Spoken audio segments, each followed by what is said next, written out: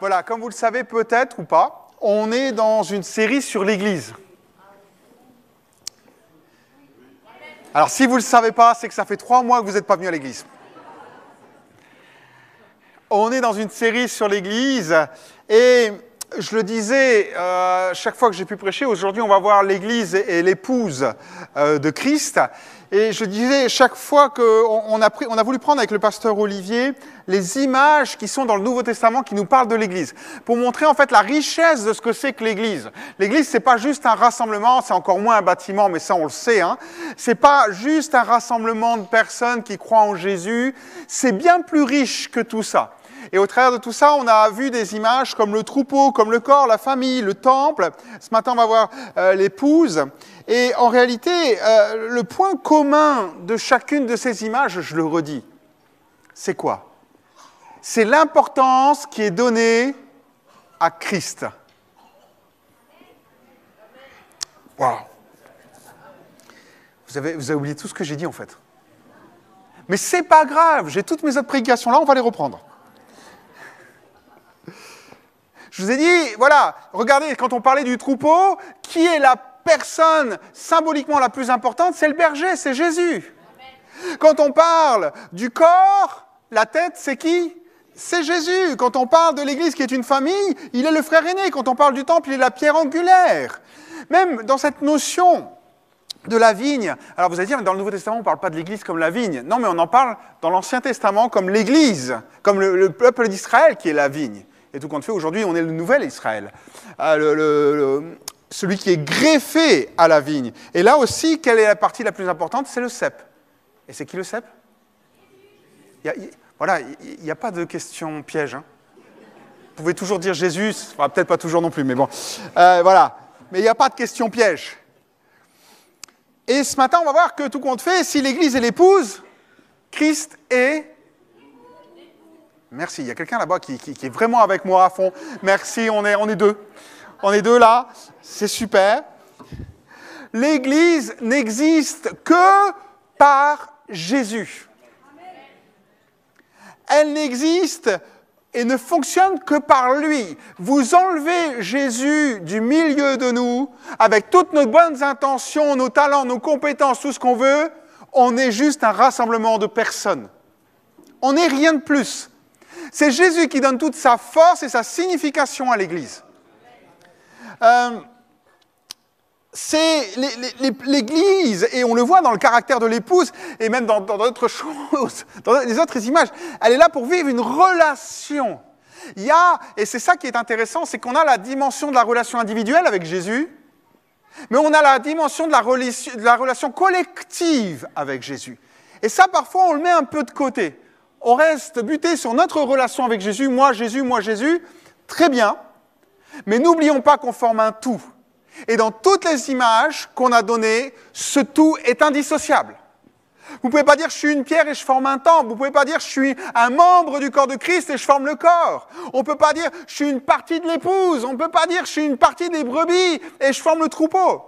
C'est pas possible. Donc ça nous invite à rentrer dans une dimension collective d'adoration, de louange et de relationnel avec Jésus. L'Église doit avoir, et là je m'adresse... Alors vous allez dire, oui, on est tous partie de l'Église. Oui, on est tous des cellules, des atomes, des pierres, des brebis. Mais ensemble, on forme l'Église dans notre relation. Donc quand on vient ce matin, c'est vrai que certains vont élever la voix et puis louer le Seigneur. D'autres vont le faire dans leur cœur. D'autres vont le faire à voix basse. Mais en réalité, ce que Dieu entend, c'est l'Église qui est en train de le louer. C'est l'Église, parce qu'on forme un tout. Et que si une personne est en train de louer, que nous, on est là dans notre cœur à dire Amen, ou qu'on vit la même louange, tout compte fait, on est tous rassemblés ensemble, et on est tous occupés de louer et d'adorer le Seigneur. Ce matin, on va voir cette notion d'époux et d'épouse.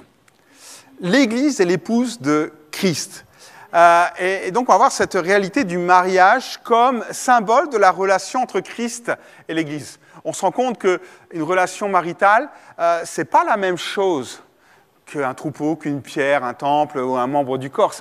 Ça développe encore, ça nous amène encore dans une autre perspective par rapport à tout ça. Alors, c'est une image, moi, vous le savez, hein, j'enseigne le survol de l'Ancien Testament, bon, si vous ne le savez pas maintenant, vous le savez, à l'ITB. Et il y a quelque chose qui m'a frappé quand je commençais à étudier toutes les prophéties, c'est le nombre de prophéties qui sont dans l'Ancien Testament, qui sont reprises dans le Nouveau. Quand Jésus parle de cette notion d'épouse, mais c'est largement cité dans les prophètes. Il y a plein de prophètes qui en parlent. Jésus, il n'est pas arrivé, il a dit ouais, « je vais vous inviter à un nouveau concept. Je vais vous inventer un truc là, oh, l'Église c'est l'épouse. » Non, il a repris une notion qui est dans l'Ancien Testament, et en particulier dans les prophètes. Et cette notion, il est arrivé et il l'a adaptée bien sûr à l'Église, parce qu'il est dans la Nouvelle Alliance. Bon, je ne rentre pas plus loin. Mais voilà, par exemple, on peut prendre, on va le retrouver dans Ésaïe, Jérémie, Ézéchiel, mais lisons juste Ésaïe, par exemple 54, verset 5. « Car celui qui t'a faite, c'est ton époux.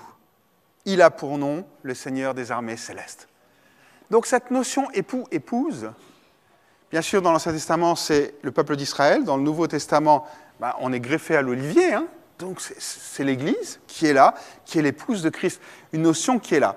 Alors vous vous souvenez ce que je vous ai dit, donc il prend cette notion, cette dimension d'époux, d'épouse, pour décrire sa relation avec le peuple de Dieu. Alors quand on regarde l'Ancien Testament, c'est pas très réjouissant.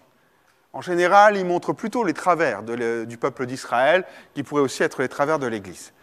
Mais on va prendre un texte. Alors, vous vous souvenez ce que je vous ai dit en janvier? La résolution?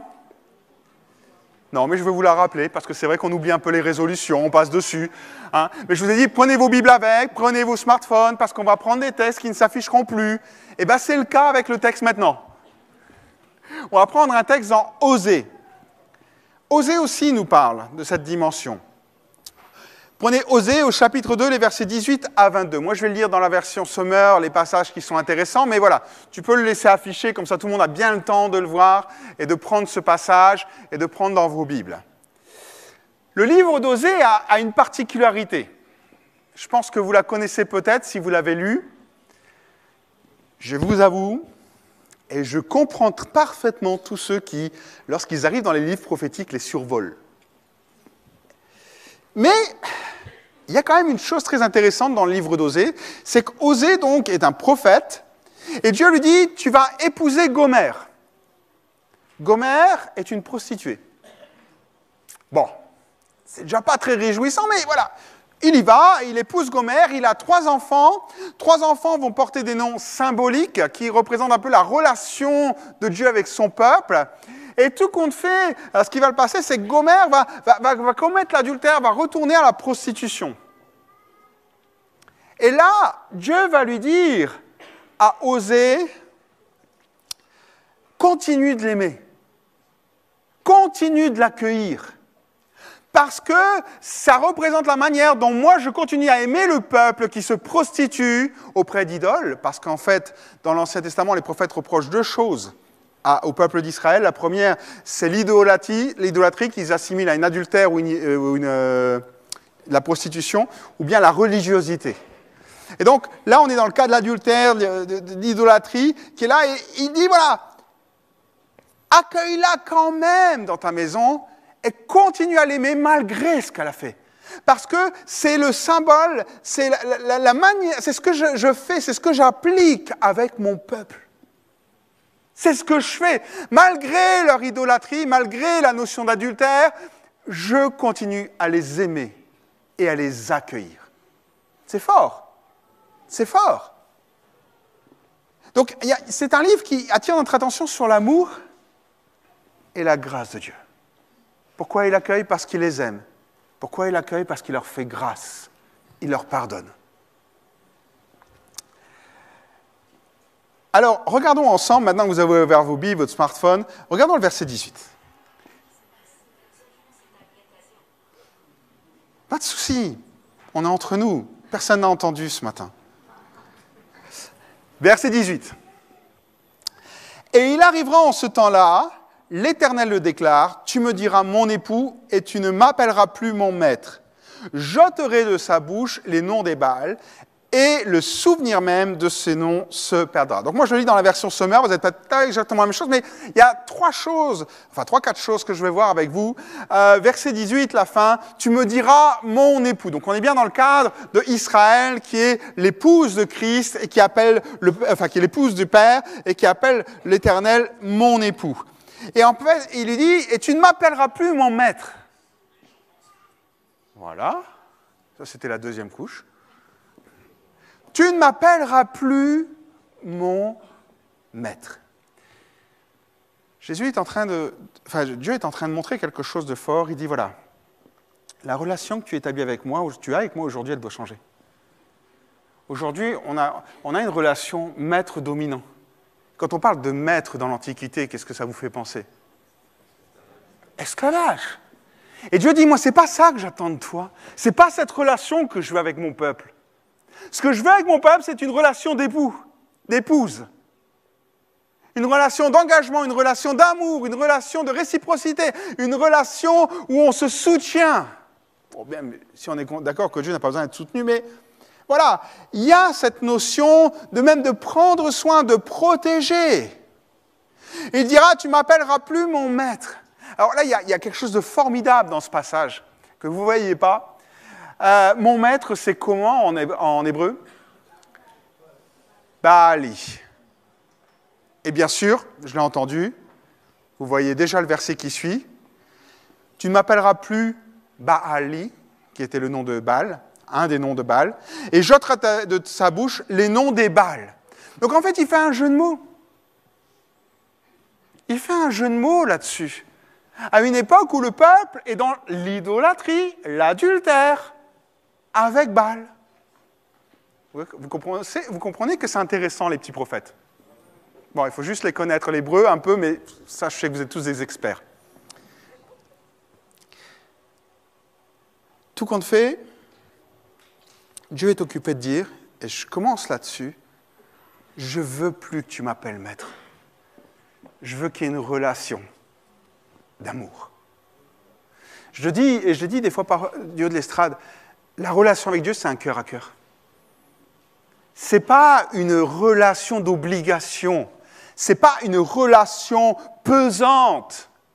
Ce n'est pas une relation de contrainte qui est là. C'est une relation d'amour. Comme on devrait pouvoir le trouver dans un couple.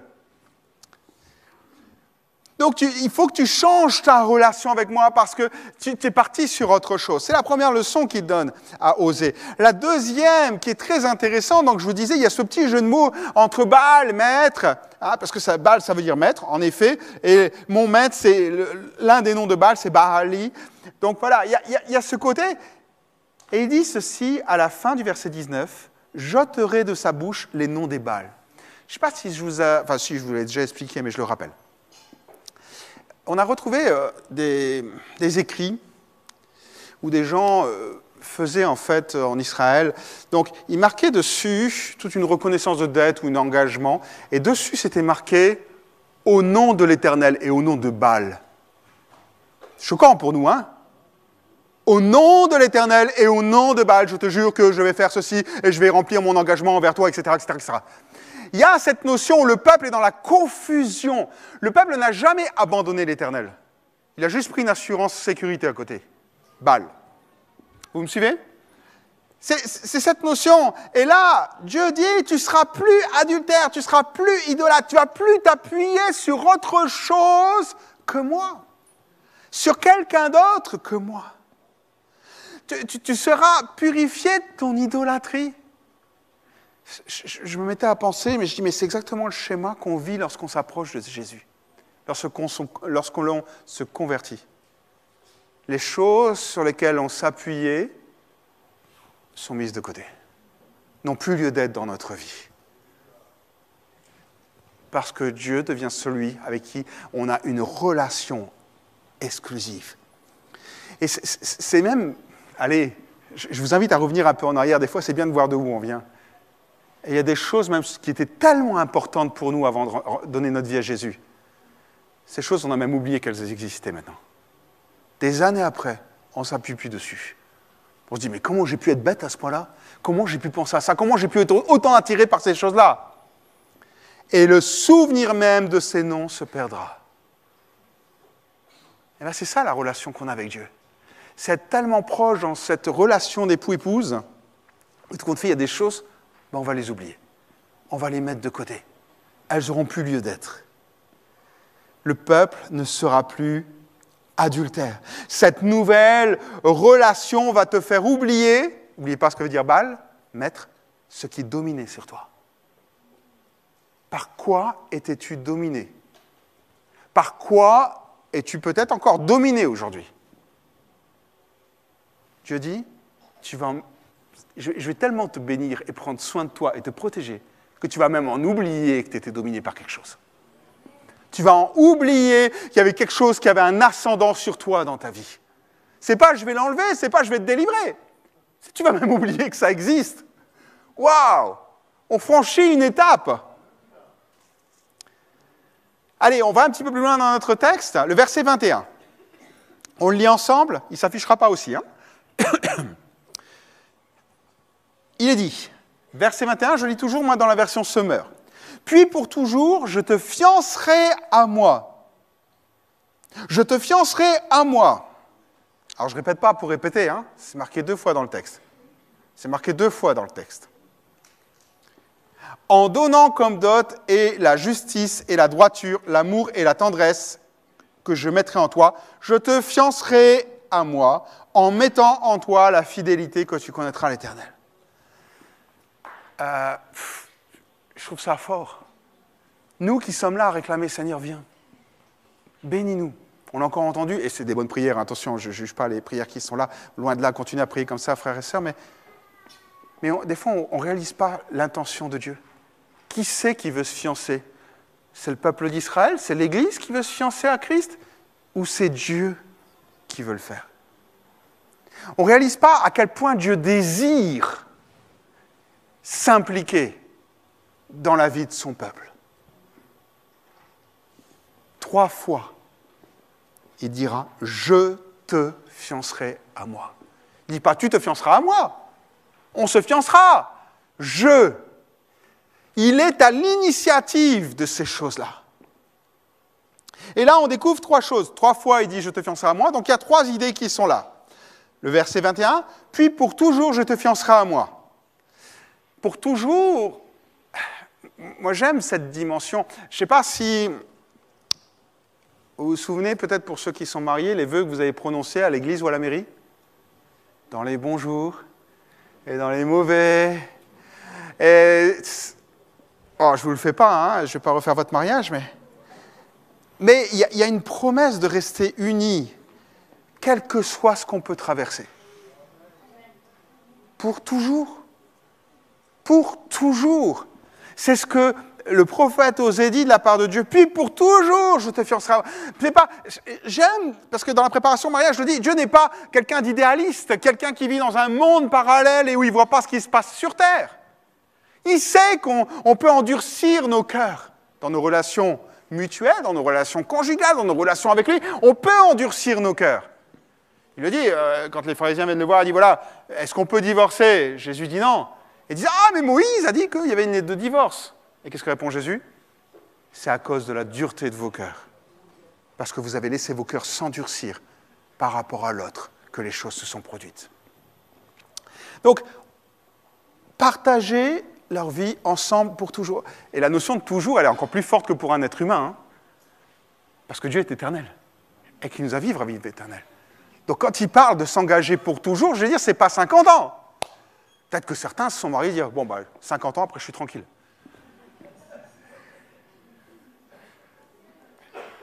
Dieu il dit « Non, moi je te veux plus que 50 ans, je te veux une éternité toujours. » Et c'est fort, cet amour qu'il a pour nous. La deuxième chose qui est intéressante, et toujours en prenant cette image de l'amour, il dira, donc verset 21, la deuxième partie, « Je te fiancerai à moi en donnant comme dot et la justice et la droiture, l'amour et la tendresse. » Alors, il met en fait deux choses, parce qu'on est dans une comparaison poétique des livres poétiques, donc c'est toujours des synonymes qui sont là. La droiture, alors je ne sais pas ce que vous avez comme mot, mais moi je dis les miens. La justice et la droiture, c'est d'une certaine manière synonyme. Et la tendresse et l'amour, c'est aussi d'une manière synonyme. Donc on va en retenir deux. Deux que je vais vous expliquer un petit peu très très rapidement, mais voilà. Il occupait de dire, je vais mettre... C'est ça, je trouve ça formidable, mais bon, je vous l'explique quand même. Souvenez-vous de Jérémie, je vais mettre en toi un cœur nouveau. Dieu est en train d'opérer quelque chose de formidable en nous. Il dit, je vais mettre ta droiture et la justice. Ça représente quoi, ça? C'est la sainteté de Dieu. La notion du péché, la notion de ces choses que Dieu ne veut plus dans nos vies, qui nous détruisent, qui peuvent nous asservir pour revenir aux notions de maître. Et Dieu dit, ça, je vais le mettre dans ton cœur, la droiture et la justice. Alors, on sait qu'on a tous du travail là-dessus. Hein. On ne va pas se voiler la face. On a tous un peu du travail, même peut-être beaucoup. Et après, l'amour et la tendresse. Aussi deux synonymes. Vous allez dire, la tendresse, c'est l'expression de l'amour. Oui, bien sûr. Mais c'est deux synonymes quand même. Et il dit, je vais mettre la justice et la droiture, je vais mettre l'amour. Je vais mettre En fait, ce qu'il fait, il dit, je vais mettre ma sainteté en toi et mon amour. En fait, il met l'équilibre. Parce que des fois, je vois beaucoup de chrétiens qui disent « Ah, Dieu m'aime ». Mais quand on pense que Dieu nous aime trop et qu'on n'a pas la sainteté, qu'est-ce qu'on fait? Eh bien, on passe sur une grâce excessive, une grâce permissive, où Dieu permet des tas de choses. Mais par contre, à l'inverse, quand on passe dans une notion de sainteté excessive, là, on est rigide, on est droit, il n'y a rien qui doit passer. Mais ça tue l'amour. Ça tue l'amour. Il y a un juste équilibre qui est là entre les deux, entre la sainteté et l'amour. La sainteté et l'amour. Et il dit, je le mettrai en toi. Je le mettrai en toi. Et je réfléchissais à ça, mais comment tu fais, Seigneur? Moi, je suis vraiment travaillé sur quelque chose, je l'ai déjà dit, mais je le redis avec simplicité, cette action du Saint-Esprit en nous. Je pense peut-être que c'est la chose la plus importante. Et on va le voir dans la notion d'épouse, parce qu'on est préparé. Préparé à rencontrer le Maître. Et c'est super les dons, c'est super les miracles. Merci pour les dons et les miracles. Mais ça, au ciel, il n'y en aura plus. Par contre, ce que le Saint-Esprit aura fait en nous restera. Et cette notion, le Saint-Esprit va travailler en nous, la sainteté de Dieu, va travailler en nous cet amour inconditionnel pour les gens qui nous entourent, pour Dieu. C'est énorme. Parce que c'est grâce au Saint-Esprit qu'on est convaincu péché, justice, jugement. Et qui crie encore dans nos cœurs, Abba, Père. C'est aussi le Saint-Esprit. Ce nom qui signifie Abba, en hébreu, ça signifie papa. Montrant cette relation, cette intimité, cette proximité. C'est pas Père. Nous, dans notre notion Père. Père, je peux vous voir? Non. Papa. Il nous transforme. Je te fiancerai à moi en te donnant comme dot et la justice, et la droiture, l'amour et la tendresse. Je vous dis, mais Seigneur, mais tu fais des choses extraordinaires pour nous. Et puis après, verset 22, je te fiancerai à moi, donc encore une fois, en mettant en toi, toujours pareil, Dieu travaille à l'intérieur, la fidélité, tu connaîtras l'Éternel. Tu connaîtras l'Éternel, connaître, c'est toujours une relation, hein. Tu auras cette relation exclusive avec lui. Waouh! Tu as une relation exclusive avec Dieu. Mais l'Église aussi. L'Église aussi a une formidable relation avec Dieu. Et ça peut nous secouer. Parce que tous, autant qu'on est, on voit l'Église et on se dit, mais est-ce qu'elle est parfaite, l'Église? Vous n'osez pas répondre, hein? Et vous avez raison de ne pas répondre. Je vous le dirai pourquoi tout à l'heure. Là, on est au premier quart d'heure. Mais on a cette relation exclusive avec Dieu. Et l'Église, là aussi. L'Église a une relation, je vais même dire une relation que toi, personnellement, tu ne peux pas avoir. Là où 2 ou 3 s'assemblent en mon nom. Ok, il n'est pas marqué. On sait que Dieu est présent, qu'il sera là avec nous. Mais il y a vraiment cette dimension, et moi je le crois personnellement, profondément, que lorsqu'on s'assemble pour prier pour un sujet, il y a des choses qui bougent. Il y a des choses qui bougent. Et parfois, on est là à prier pendant des semaines, des mois, des années pour un sujet tout seul dans notre coin. Il n'y a rien qui bouge. On se réunit des fois juste avec Moi, j'ai déjà fait l'expérience avec mon épouse, on se réunit, on prie. Dans la journée, les choses se débloquent. Et je ne vous parle même pas de l'église. Quand on se met tous ensemble à prier, il y a des choses qui se débloquent. Alors, passons maintenant au Nouveau Testament. Et là, on prend encore... Donc, vous comprenez que pour les gens du Nouveau Testament, et les Juifs en particulier, l'image de l'épouse concernant le peuple de Dieu est quelque chose de familier. Et Paul l'utilise encore, bon, il y a plein de passages, hein, mais Paul l'utilise en Éphésiens 5, versets 22 à 32. Alors là, vous pouvez prendre vos Bibles, ça ne s'affichera pas non plus. Éphésiens 5, les versets 22 à 32. Moi, je le lirai dans la version Louis II. Hein. Et Paul, et c'est ça qui est assez... mais il ne faut pas qu'on s'y trompe, Paul prend la relation de Christ avec son épouse pour parler de la relation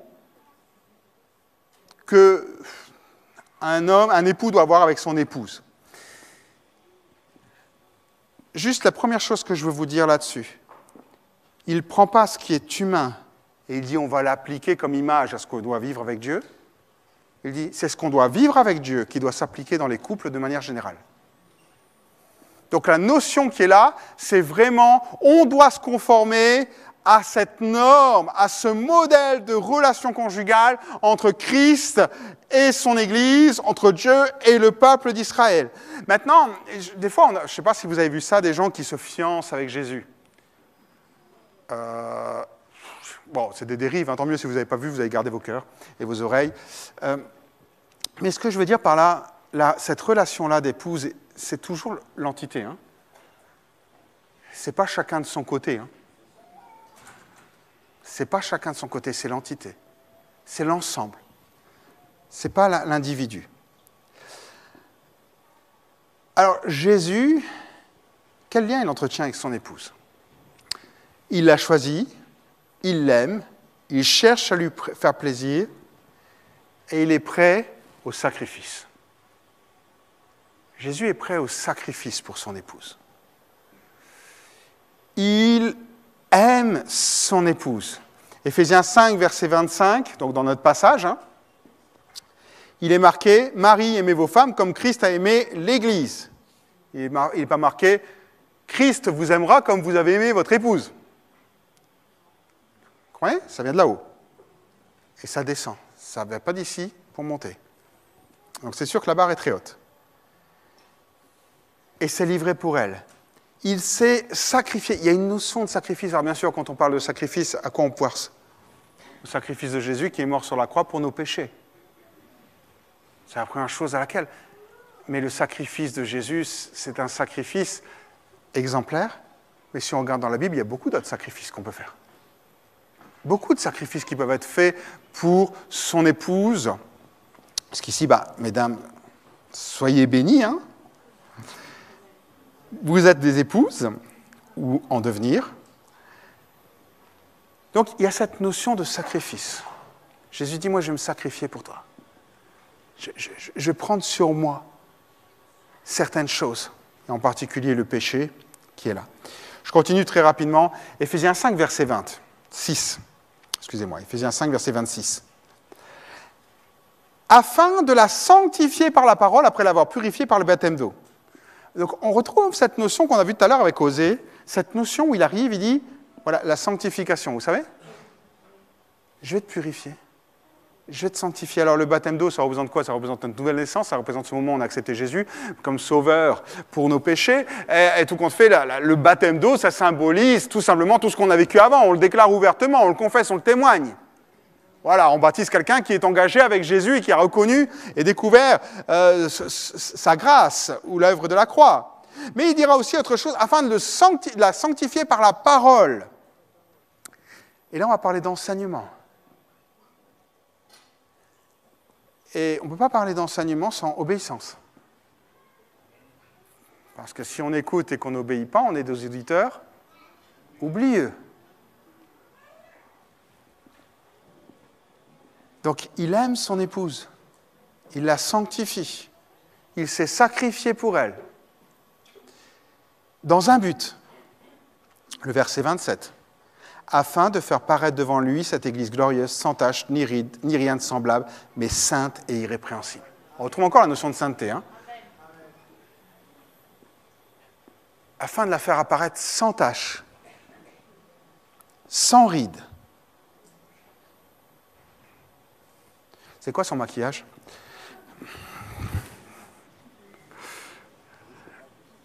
Sans tache et sans ride.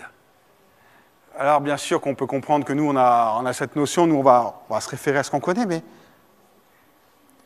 ce qu'il occupait de dire, c'est « je travaille ». Je vous le disais tout à l'heure, oui, l'Église n'est pas parfaite, mais ne sous-estimons pas l'action de Dieu au milieu de nous.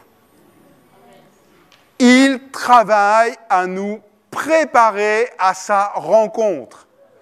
Alors on n'est pas parfait, désolé, mais par contre, il y a quelqu'un qui y travaille. Il nous met un petit peu de fond de teint par-ci, par-là, il nous fait faire un peu de sport, je ne sais pas moi, voilà. Il nous prépare dans le but d'être parfaite. L'Église est en travail, l'épouse est en travail, c'est un peu, je ne sais pas, mesdames, vous vous souvenez de votre mariage? Ok, Isabelle, on va travailler ensemble. Moi, je me souviens, mais on s'est mariés l'après-midi, mais la matinée, ça a été, enfin dans la veille déjà, coiffeur, ça a été maquillage, essai de robe, voilà. Il y a tout des heures de préparation. Non? On ne vient pas, comme c'est la mode aujourd'hui, sans maquillage, sans rien, voilà. Non. Il y a... Pourquoi? L'Église se prépare à un mariage. Elle se prépare à des noces. On est dans la notion de préparation, si vous voulez, coiffure, habits, vêtements, tout ce que vous voulez, auto-bronzant, ou pas trop, parce que sinon vous allez ressembler à Trump, mais voilà. Toute cette notion-là est là. Christ aime son Église, et je vais encore plus loin, parce qu'il veut pourvoir à ses besoins. Mais combien d'entre nous, on a expérimenté la grâce de Dieu, l'action de Dieu dans nos vies, ou même dans l'Église, et comment il a pourvu aux besoins de l'Église? Il pourvoit, bien sûr, parce qu'il veut que sa parole touche nos cœurs et nous transforme, nous prépare, nous amène à la perfection pour l'éternité. Et il va utiliser quoi? Les prédicateurs? Oui, parce qu'ils vont communiquer la parole de Dieu. Et notre rôle, c'est quoi? C'est de s'imprégner de ce qui va être dit. Les ministères. Pourquoi? Parce que les ministères, dont, Éphésiens 4, les pasteurs, tout ce qu'on appelle les pasteurs, mais sont là pour le perfectionnement. Je veux dire, il y en a un, c'est le coiffeur, l'autre, c'est le maquillage. Et puis après, il y a l'œuvre du Saint-Esprit. Et tout compte fait, qui c'est qui contribue à ce que l'Église soit sans tache? Tout le monde, au travers des dons que le Saint-Esprit nous a communiqués. Et où, comme on l'a entendu tout à l'heure, une parole qui est donnée va toucher quelqu'un et va l'aider encore. Alors c'est peut-être une petite chose dans le corps de Christ, mais c'est une chose. Et on avance pas à pas au travers de tout cela. Les prédicateurs, c'est les réunions de maison, c'est les enfants, c'est tout un ensemble de choses. Quand on arrive et que les musiciens exercent leurs dons, c'est encore une autre chose qui est là. Et tout compte fait, on contribue tous, grâce au Saint-Esprit, à ce que l'Église croisse.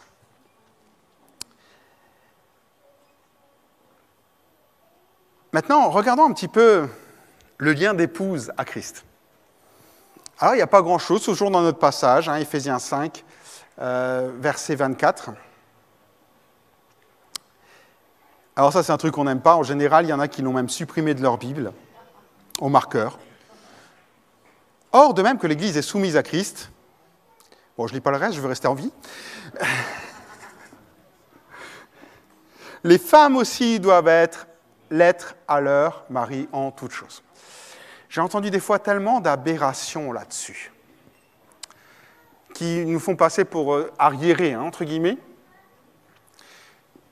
Soumettre, j'aime le dire, il y a le mot mettre et il y a le mot sous. Je les inverse, c'est se mettre sous. Ça, c'est beaucoup plus élégant. En en fait, et je dis aussi, l'initiative est à qui? Ce n'est pas Christ qui soumet l'Église. C'est l'Église qui décide de se soumettre. Ce n'est pas le mari qui soumet sa femme, c'est la femme qui décide de se soumettre. C'est une nuance. C'est une grosse nuance, parce que des fois j'ai entendu des trucs, ma femme doit être soumise, elle doit faire ce que je dis. Ouh là là, on ne doit pas lire la même Bible. Non, on se place sous une autorité. Pourquoi on se place sous une autorité? Pourquoi nous on se place sous l'autorité de Christ? Parce qu'on sait qu'il nous aime, on sait qu'il veut du bien, on sait qu'il est là pour nous protéger, on sait qu'il est là pour nous garder, on sait qu'il nous aime plus que tout. Messieurs, à bon entendeur. Maintenant, on a toujours cette image, ouais, mais bon, Laurence, soumettre, ça veut dire que je suis inférieur. Ouh, non, ça ne veut pas dire que tu es inférieur.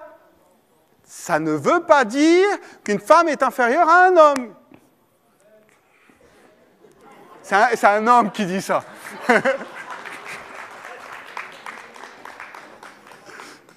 Pourquoi? Allez, on va prendre un exemple très simple. Vous vous souvenez quand Jésus il va au temple et quand il a 12 ans? Ses parents le recherchent, ils ne le trouvent pas, en fait il est au temple, etc.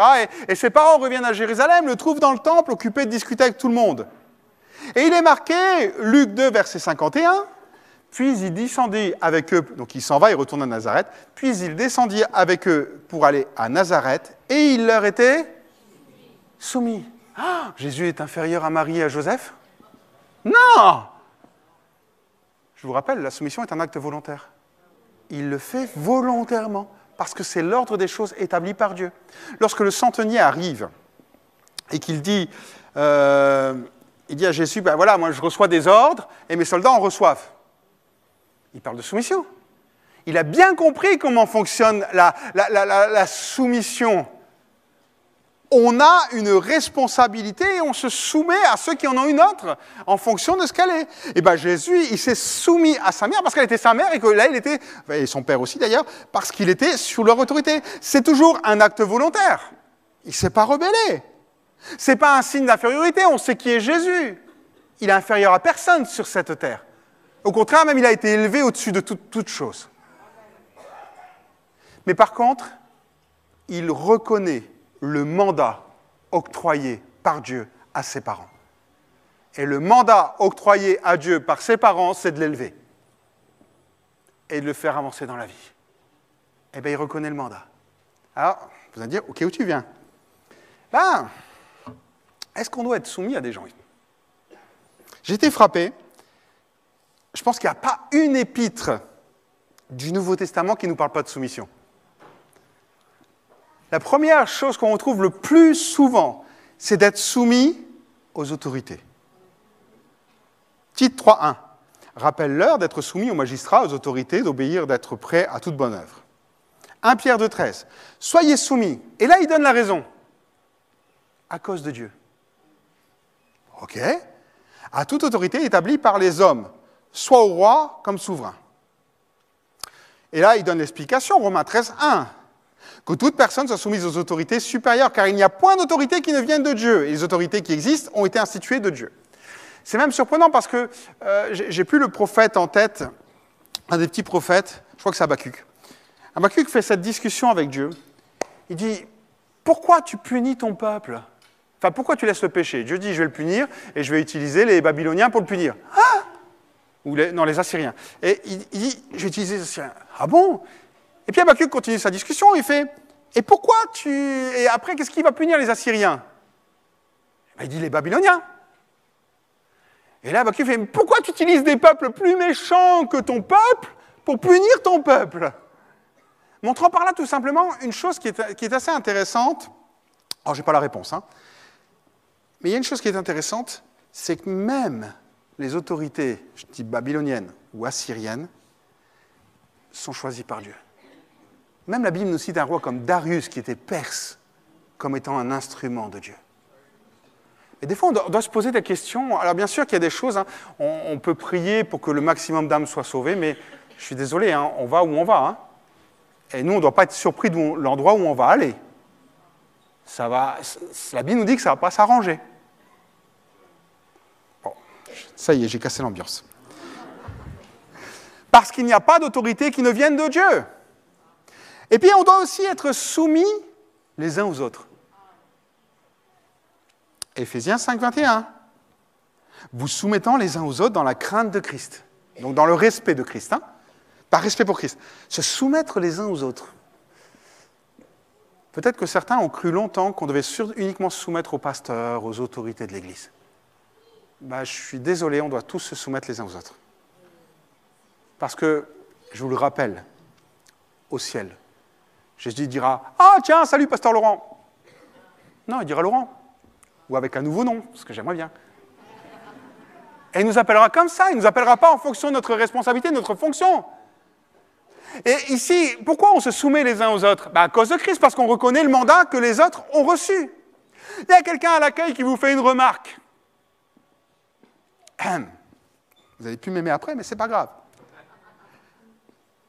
Et vous êtes là, des fois, à rechigner. Vous ne vous soumettez pas. Il a reçu un mandat. La personne qui est à l'accueil a reçu un mandat. Et la Bible nous dit d'être soumis les uns aux autres. Je veux dire, on va à l'école du dimanche. Des fois, je suis arrivé à apporter des choses aux enfants. Je me soumets.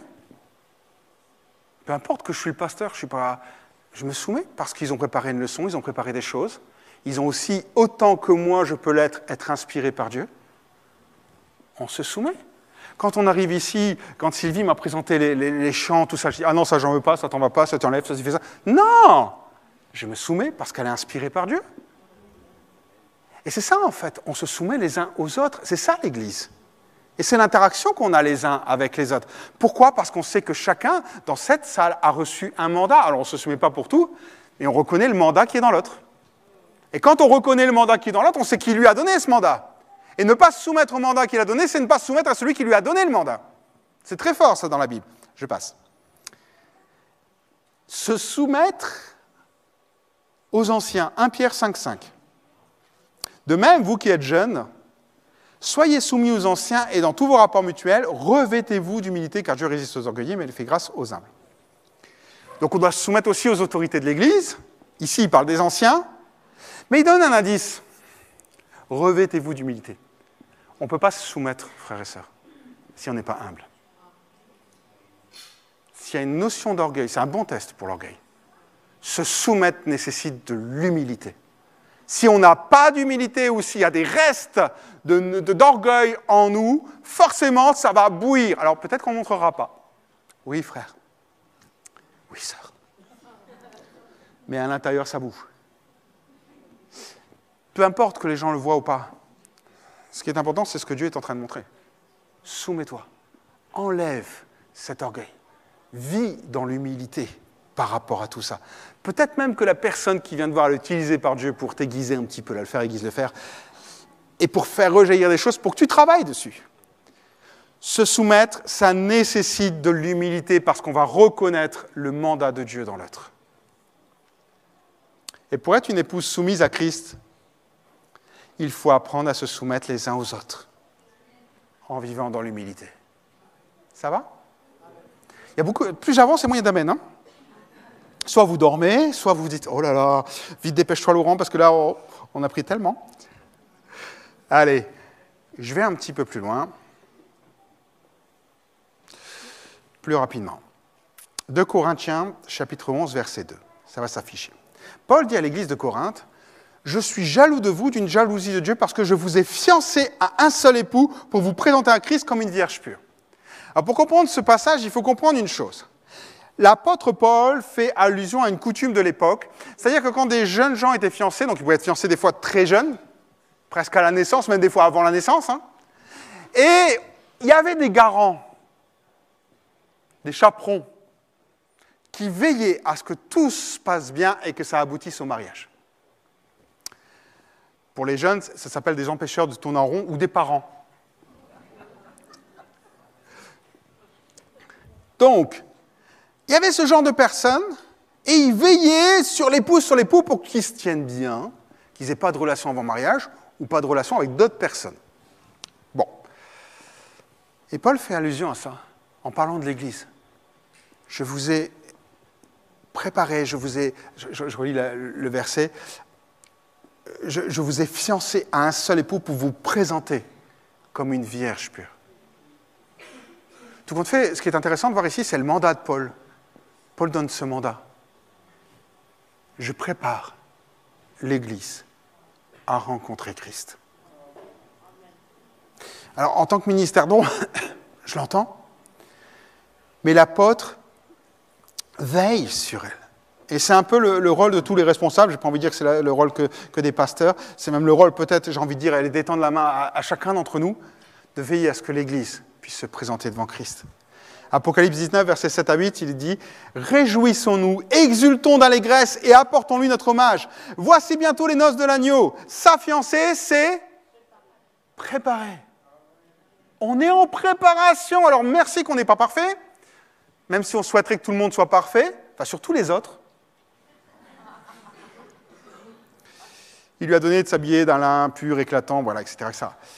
Donc, Paul a fiancé les Corinthiens, il est le garant, il veille sur elle, sur son perfectionnement, sur sa croissance, sur sa sanctification, sur son amour. Et eux, ils doivent rester purs. Et lorsqu'il dit ça aux Corinthiens, il ne le dit pas comme ça. Il ne dit pas, tiens, je vais vous dire un truc là, wow, qu'est-ce que je peux dire? Oh, bah, tiens, ça sonne bien. Non! Il est occupé de dire, ne vous laissez pas contaminer. Ne vous laissez pas contaminer par ce qu'il y a autour. Par les doctrines, par les faux docteurs, parce que c'est ça dont il parle dans le texte. Paul dit, je vous ai fiancé à Christ. Mais il semble, on a l'impression que l'église de Corinthe se détourne tout doucement pour aller flirter avec d'autres doctrines, d'autres manières de penser, d'autres manières de voir. Je ne sais pas si vous imaginez. L'église se détourne tout doucement pour aller voir ailleurs, si ce n'est pas mieux. On dit toujours que l'herbe est plus verte ailleurs. Et il dit, en fait, il craint que comme Ève, l'église de Corinthe se laisse séduire pour s'éloigner de Christ. Et peut-être que c'est aussi quelque chose, on revient à la parole, hein. On revient à la parole qui est là pour nous faire grandir. Allez, je conclus.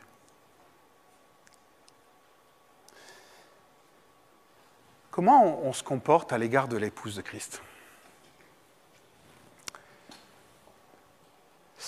Alors, le pasteur Olivier, il m'a spoilé un truc. Je lui ai dit, je t'en veux, Olivier, mais bon, je dois lui pardonner parce que voilà. Mais il a dit, dans sa première prédication sur l'Église, il a dit une citation que j'avais déjà sur le cœur pour ce moment-là, donc je vous la redis. Hein. Elle va s'afficher. « Nul ne peut avoir Dieu pour père s'il n'a pas l'Église pour mère. » Saint Cyprien, évêque de Carthage, qui est en Tunisie, qui est mort en martyr en 258. Soit. C'est intéressant ce qu'il dit. Quel mari aimerait entendre des gens critiquer son épouse? Ou quelle épouse aimerait entendre des gens critiquer son mari? Posons-nous vraiment la question, est-ce qu'on a le droit de critiquer l'Église? Puisque la Bible nous dit qu'elle n'est pas parfaite, donc si on pense qu'elle est parfaite, c'est qu'on a mal lu notre Bible, tout compte fait. J'ai envie de dire, on devrait plus être dans le rôle du maquilleur, de la préparation. Parce que ton Église va agir comme une, j'ai envie de dire comme une mère pour toi. Je reprends la citation de Saint-Cyprien. Saint-Cyprien. C'est l'endroit où tu vas pouvoir manifester les dons et les talents que tu as reçus. Dis-moi, je le dis très simplement comme ça, hein, combien d'endroits vont te donner une opportunité d'exercer les choses que tu as sur le cœur, comme tu peux le faire à l'église? Pour les musiciens, combien d'endroits vont vous donner une estrade pour amener les gens dans la louange?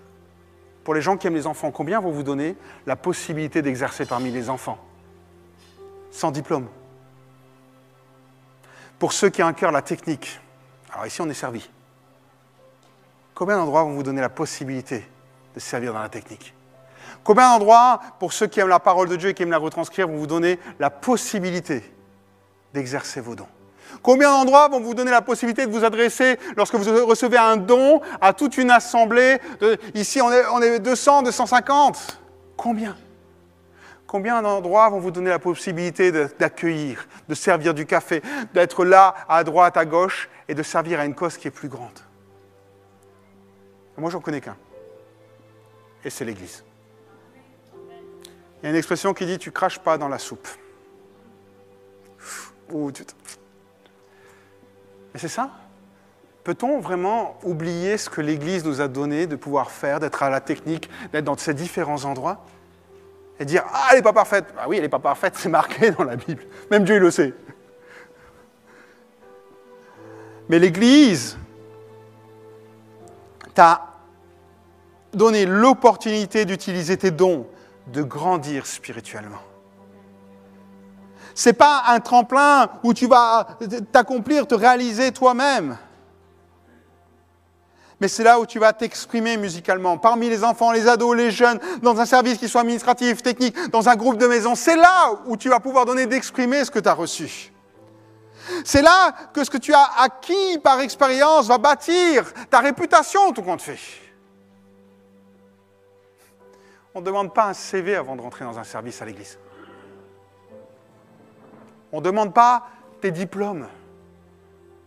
On demande juste, est-ce que tu connais Jésus? Et après, on essaye avec toi de déterminer ton talent, ton don, ou tes talents, tes dons. C'est ici que Dieu t'a formé, t'a enseigné l'humilité et le service. Et tu ne serais peut-être pas où tu es aujourd'hui sans ce lieu qui t'a permis de te développer.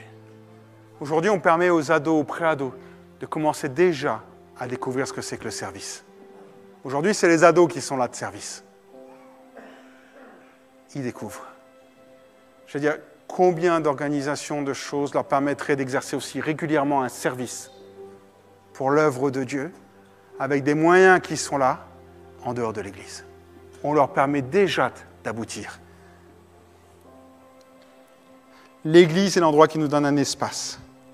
Ne méprisons jamais l'épouse de Christ que Dieu a utilisée pour nous faire grandir.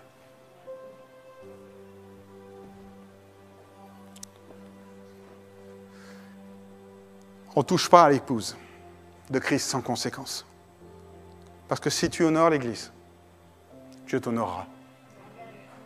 Si tu respectes ceux qui t'ont formé, qui ont été des pères et des mères spirituels pour toi, Dieu te fera croître dans le service qu'il t'a donné.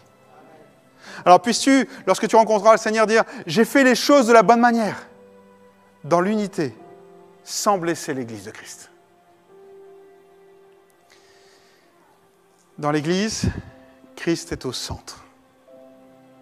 On ne peut pas l'enlever. Puissions-nous, et je résume ce que je viens de dire, résumer, avoir une relation d'amour, de sainteté, de l'humilité, avoir cette reconnaissance, parce que l'Église n'est pas une organisation, c'est un organisme vivant, l'épouse de Christ. Est-ce qu'on peut courber nos fronts quelques instants? Juste courber nos fronts quelques instants, et j'aimerais qu'on réfléchisse. On va prendre juste quelques instants de prière et dire, et je vous invite, si jamais vous avez été peut-être sévère avec l'Église, ce que je peux comprendre. Parfois on est blessé, parfois c'est compliqué, parfois on est déçu par les hommes. Ce matin, je t'invite peut-être à dire non, Seigneur, c'est fini. Je viens de saisir quelque chose. Et je ne toucherai plus à ton épouse. Je ne toucherai plus à ton épouse. Si c'est ton cas, tu peux lui dire dans ton cœur, dans tes pensées, c'est fini, il n'y aura plus une parole qui sortira de ma bouche contre ton épouse. Et peut-être que tu n'as pas ce genre de parole, mais que tu n'as pas réalisé ta place pour parfaire l'Église, pour préparer l'Église. Et je t'invite à le faire ce matin. Dis, Seigneur, je vais me préparer pour toi. Je veux aider, je veux contribuer à préparer ton Église et à l'amener plus loin. Je veux contribuer à la préparer aux noces de l'agneau. Et peut-être que tu as juste besoin ce matin de trouver ta place dans tout cela. Je t'invite, il y a des gens très très bien, très sensés, très matures autour de toi. les responsables ou autres, n'hésite pas à aller les voir. Tu peux venir voir les pasteurs, Olivier et moi-même. Il n'y a pas de souci. Mais ce matin, sois de ceux qui préparent les noces de l'agneau. Prépare l'Église en vue des noces de l'agneau. Et pas de ceux qui les retardent. Seigneur, ce matin, nous venons devant toi avec la simplicité de nos cœurs, notre compréhension de ta parole. Et nous te demandons vraiment, aide-nous. Aide-nous à avancer. Aide-nous à être cette Église qui se prépare pour te rencontrer. On a tous notre part. Seigneur, tu fais taire les critiques au milieu de nous. Parce que tout compte fait, ça ne nous aide pas. Ça n'aide pas ton Église à grandir. Mais Seigneur, tu nous aides, chacun à prendre une bonne place pour avancer avec toi. Je te demande maintenant, Seigneur, descends sur chacun. Tu guéris peut-être ceux qui ont été blessés par l'Église, qui restent avec cette blessure au fond d'eux-mêmes. Que ce soit des responsables, que ce soit d'autres personnes de l'Église. Je prie vraiment pour une guérison profonde. Et je te prie maintenant, Seigneur, tu fais ton œuvre dans leur vie et tu les restaures. Seigneur, ce matin, ensemble, on veut se préparer à aller plus loin avec toi. Se préparer à être l'épouse que tu veux que nous soyons. Amen.